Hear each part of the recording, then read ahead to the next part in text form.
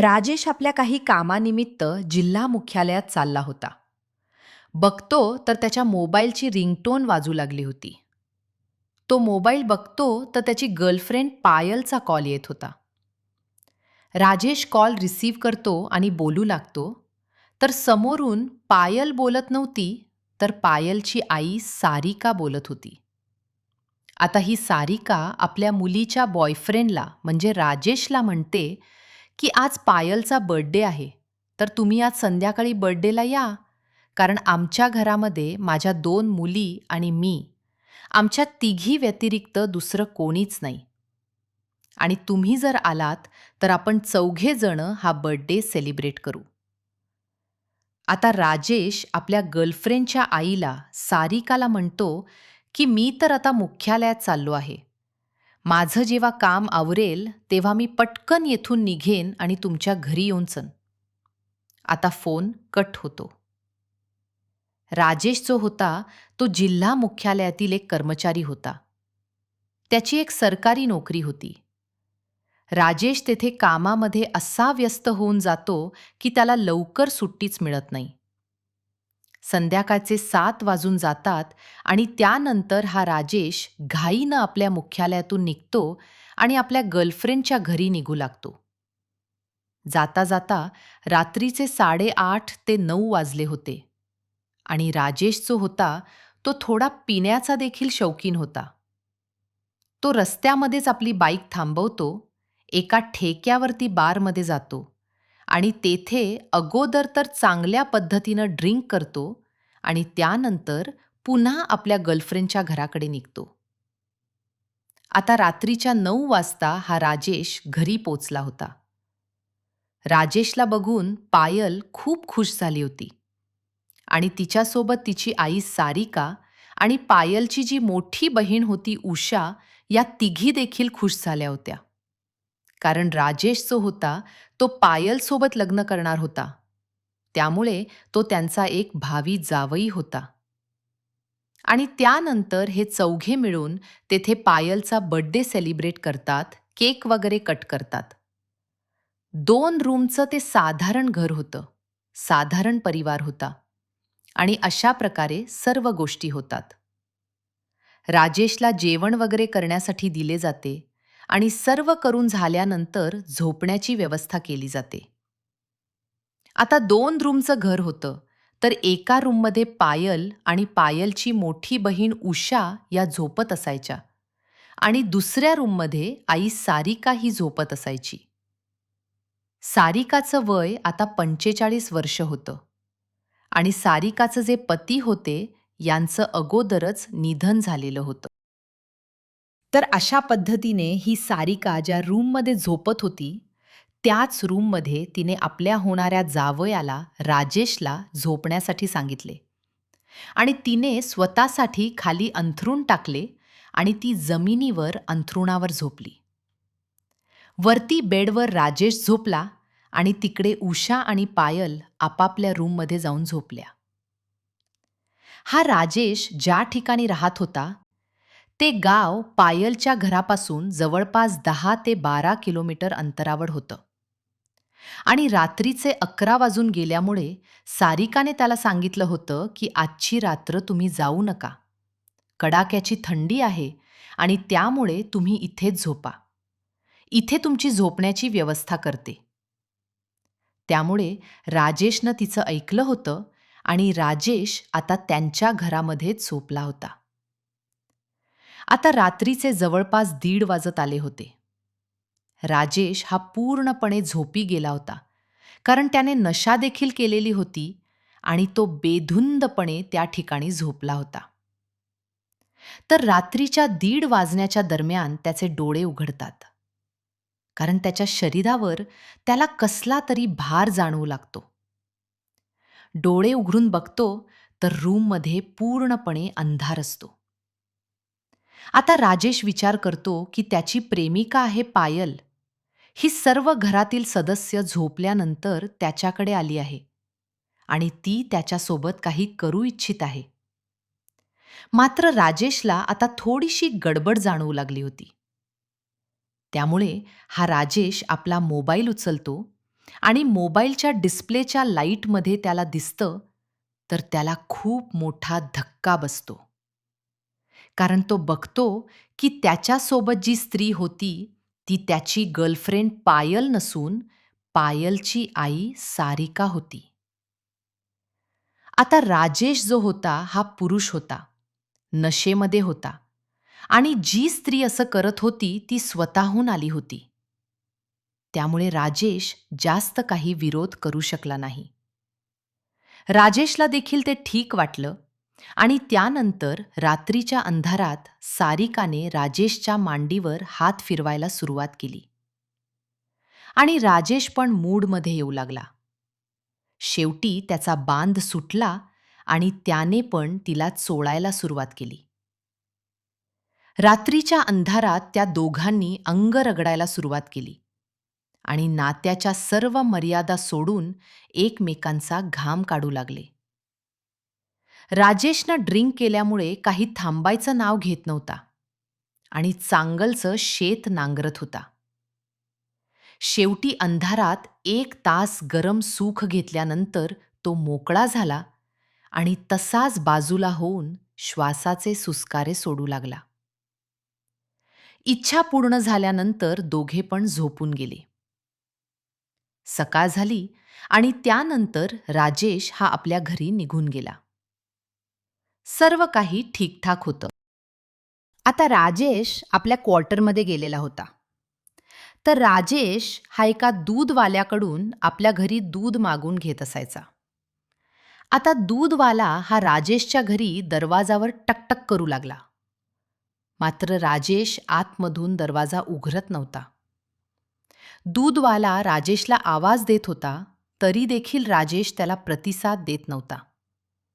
म्हणून दूधवाला, "राजेश बाबू" म्हणून बोलवत होता. तरी देखील राजेश दार उघडत नाही. म्हणून हा दूधवाला खिडकीमधून डोकावून बघतो. तर हा राजेश पंख्याला दोरीच्या सहाय्याने लटकलेला होता. दूधवाल्याच्या हातातून दुधाचं भांडं पडतं आणि दूधवाला पूर्णपणे घाबरतो. तिथे आरडाओरड करू लागतो. दूधवाल्याच्या आरडाओरड ऐकून तेथील शेजारी पाजारी राहणारे सर्व लोक तिकडे धावत येतात. राजेशने आतमधून दरवाजा लावलेला नसतो. त्यामुळे दरवाजा उघडून आतमध्ये लोक प्रवेश करतात. मात्र तोपर्यंत राजेशचा जीव गेलेला असतो. असं करता करता त्या ठिकाणी पोलिसांना संपर्क करण्यात येतो. पोलीस त्या ठिकाणी हजर होतात आणि त्यानंतर राजेशचा मृतदेह त्या पंख्याला लटकलेल्या दोरीमधून सोडवण्यात येतो. राजेशचा पोस्टमॉर्टम करण्यात येतो आणि जवळपास 2 दिवसानंतर जेव्हा राजेशचा पोस्टमॉर्टम रिपोर्ट येतो, तेव्हा त्या रिपोर्टमध्ये आलेलं असतं की राजेशने स्वतःहून पंख्याला लटकून आत्महत्या केलेली नाही, तर त्याचा गळा आवळून कोणीतरी हत्या केलेली आहे. आता पोलीस विविध प्रकारे चौकशी करू लागतात. राजेशची कोणासोबत दुश्मनी वगैरे होती का? राजेश कसा व्यक्ती होता? तर पोलिसांपुढे बऱ्याच काही डिटेल्स येतात. मात्र राजेशचा कोणी दुश्मन होता हे पोलिसांना कुठेही जाणवत नाही. तर आता पोलीस त्याचे कॉल डिटेल्स काढण्यास सुरुवात करतात. तर राजेशची कॉल डिटेल्स काढली असता एकच नंबर होता, ज्या नंबरवरती हा राजेश वारंवार कॉलवर बोलत असायचा. आता पोलिसांना त्या नंबरवर संशय येतो. त्या नंबरवरती हा नंबर समजते की हा नंबर कोणाचा आहे आणि पोलीस सरळ त्या पायलच्या घरी जातात. पायलच्या घरी गेल्यानंतर पायलची आई सारिका आणि पायलची मोठी बहीण उषा घरामध्ये बसलेल्या असतात. पोलीस आलेले बघून त्या उठतात आणि त्यांना विचारतात की नक्की काय झालं? तेव्हा हे पोलीस सांगतात की हा नंबर कोणाचा आहे? तेव्हा पायल स्वीकारते की हा मोबाईल नंबर माझाच आहे. पोलीस विचारतात की राजेश कोण आहे?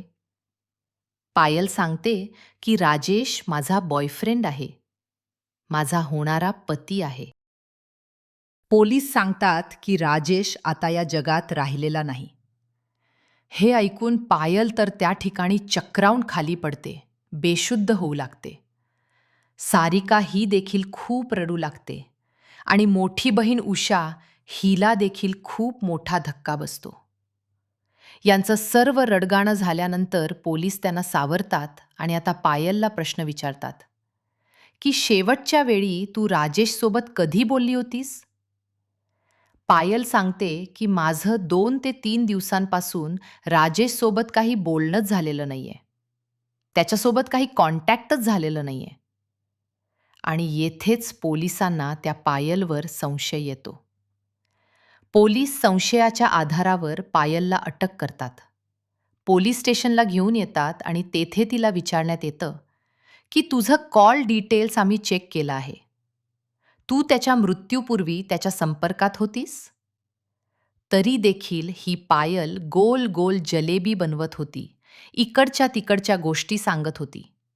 मात्र पोलिसांना तिच्या बोलण्यावर आता पूर्णपणे संशय येत होता.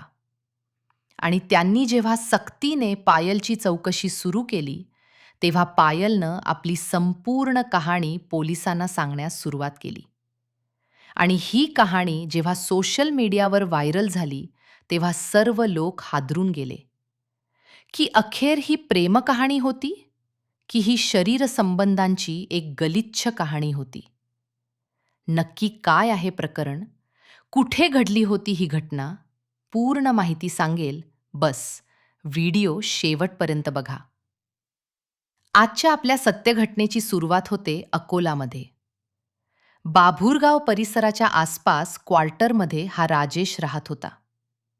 जिल्हा मुख्यालयात तो सरकारी नोकरीवर होता. पायल जेव्हा पोलिसांसमोर तुटली होती, तेव्हा ती आपली कहाणी सांगू लागली होती. या बाभूर गावामध्ये एक साप्ताहिक बाजार भरत असायचा आणि त्या साप्ताहिक बाजारात हा राजेश देखील येत असायचा आणि ही पायल देखील येत असायची. असं एकदा राजेशनं जेव्हा या पायलला बघितलं, तेव्हा राजेश पूर्णपणे तिच्याकडे बघून घायाळ झाला आणि त्यानं मनात विचार केला की या मुलीला काही करून मिळवायचंच. खरं तर ही जी पायल होती ती दिसायला खूप सुंदर होती आणि या पायलच्या मागे आधीपासूनच दोघेजण लागलेले होते. तिच्यावर ते एकतर्फी प्रेम करत होते, मात्र पायल त्यांना भाव देत नव्हती. राजेशनं आता पायलचा सर्व बॅकग्राऊंड काढला होता. पायल कुठे राहते, काय करते, हे सर्व त्यानं माहिती करून घेतली होती आणि तो पायलच्या मागावर लागला होता. पायलला देखील समजत होतं की हा व्यक्ती, हा मुलगा नेहमीच माझ्याकडे बघत असतो. याच्या मनात नक्कीच माझ्यावर खूप प्रेम आहे. पण हा नक्की कोण आहे? तर ही पायल देखील त्याच्याकडे बघत होती. राजेश दिसायला सुंदर होता आणि असं करता करता हळूहळू हा राजेश स्वतःहून पायलसोबत बोलू लागला. बोलता बोलता त्यानं तिला त्याची ओळख करून दिली. त्यानं सांगितलं की मी या ठिकाणी नोकरी करतो, सरकारी नोकरीवर आहे आणि इतकं इतकं मला पेमेंट आहे. आता सरकारी नोकरी करणारा मुलगा आपल्यावर प्रेम करतो म्हटल्यावर पायल देखील त्याच्यावर पूर्णपणे फिदा झाली. बाकी तो तिला आवडत होताच, मात्र अजून तिला एक गिफ्ट मिळालं होतं की तो मुलगा राजेश हा सरकारी नोकरीत होता. आता पायलनं पुढचा मागचा विचार केला नाही आणि ती राजेशच्या प्रेमात पडली. आता सुरुवातीला राजेश आणि ही पायल हे लपून छपून भेटत होते. कोणी त्यांना बघू नये म्हणून तो तिला शेतावर बोलवायचा, तिच्या गावाकडे जायचा, तिच्या घराजवळ शेतामध्ये बोलवायचा, तर ही पायल शेतामध्ये जायची. तर कधी-कधी या पायलची आई आणि बहीण कुठे कार्यक्रमाला वगैरे बाहेर गेल्या आणि पायल घरात एकटीच असली, तर ही राजेशला बोलावून घ्यायची आणि हा राजेश देखील त्या घरी जात असायचा. अशाच प्रकारे पायल आणि राजेश यांच्यामध्ये आता संबंध बनू लागले. त्यांच्या दोघांमध्ये घट्ट प्रेम निर्माण झालं. दोघे एकमेकांशिवाय राहू शकत नव्हते. त्यांचा नेहमीच संपर्क होत असायचा. मात्र या गोष्टी जास्त काळ लपून राहत नाहीत.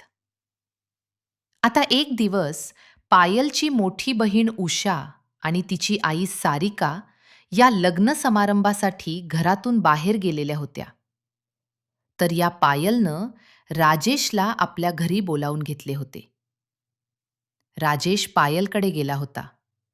त्यांच्यामध्ये संबंध बनले होते आणि सकाळी जेव्हा राजेश त्यांच्या घरातून निघून गेला, तेव्हा पायलची आई सारिका आणि बहीण उषा घरी आल्या.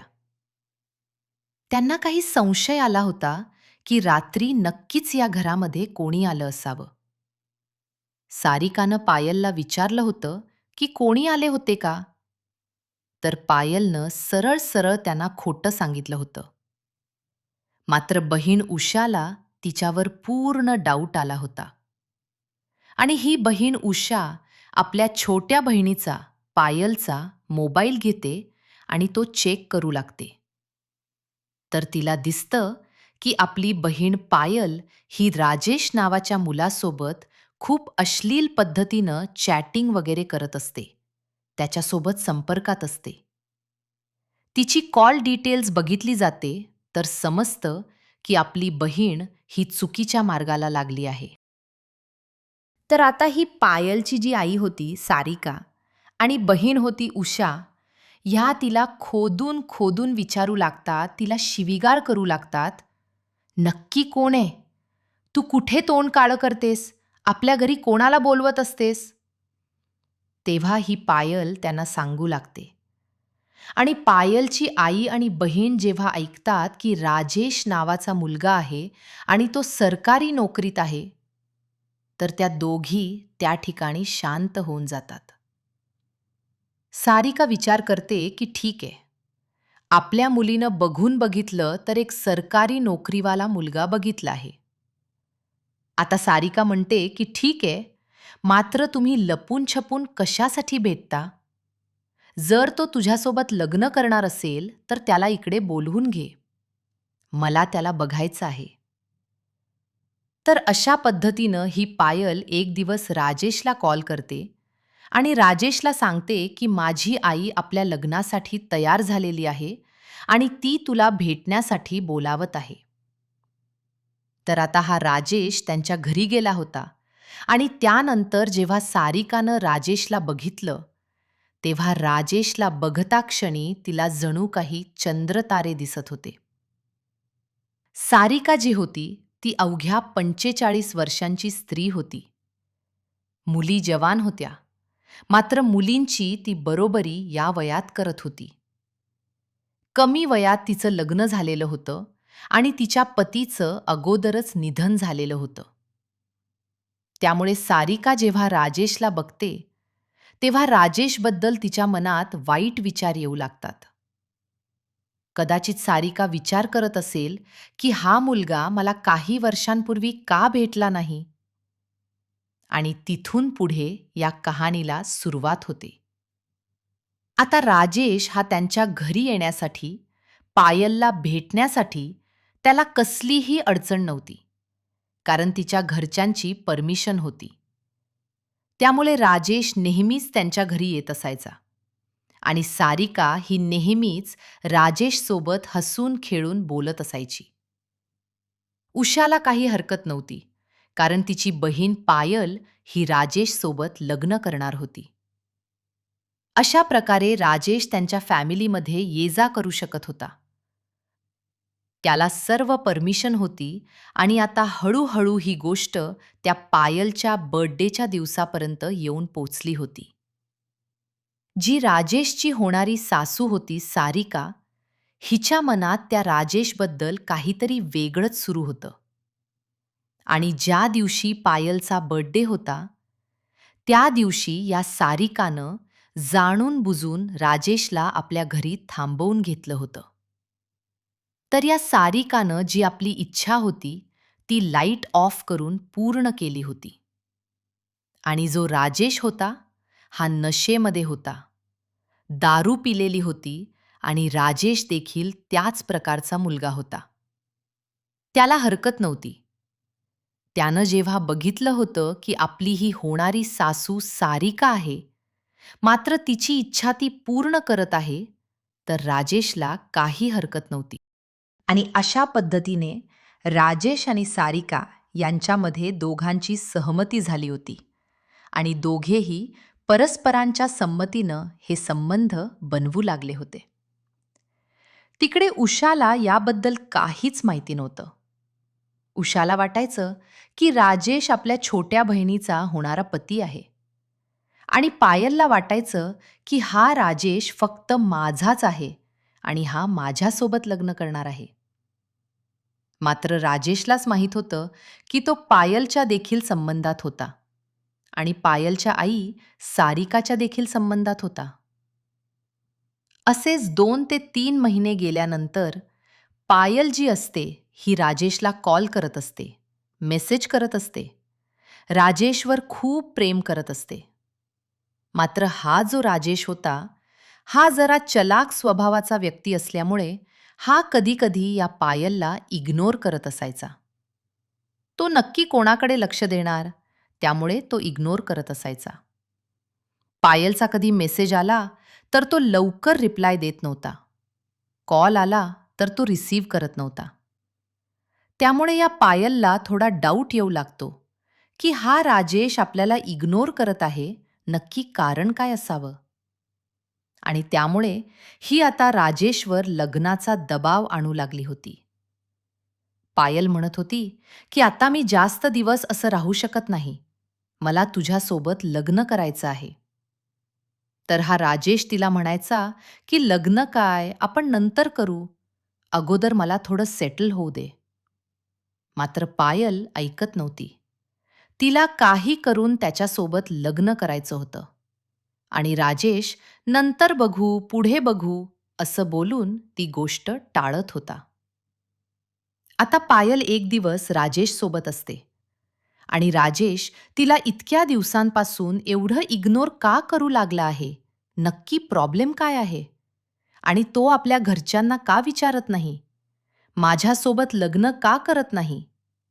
म्हणून ही पायल राजेशचा गुपचूप मोबाईल घेते आणि त्याच्या परिवारातील एका व्यक्तीचा मोबाईल नंबर आपल्या मोबाईलमध्ये सेव्ह करून घेते.